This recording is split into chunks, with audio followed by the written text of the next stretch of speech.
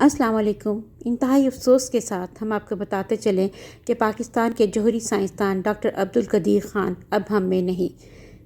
آج صبح 85 برس کی عمر میں وہ اسلام آباد میں وفات پا گئے۔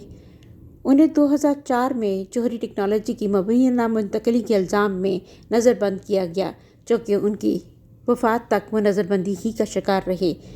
آج ڈاکٹر عبدالقدیر خان ہم میں نہیں، لیکن وہ محسن پاکستان ہیں، وہ بابائے نیوکلیر انرجی ہیں، جن کی وجہ سے آج پاکستان سر اٹھا کر دنیا کا مقابلہ کر رہا ہے، اور یقیناً آنے والا وقت گواہی دے گا کہ ڈاکٹر عبدالقدیر خان کی وجہ سے ہی پاکستانی پرچم بلند ہوا اور بلند سے بلند تر ہوتا چلا جائے گا۔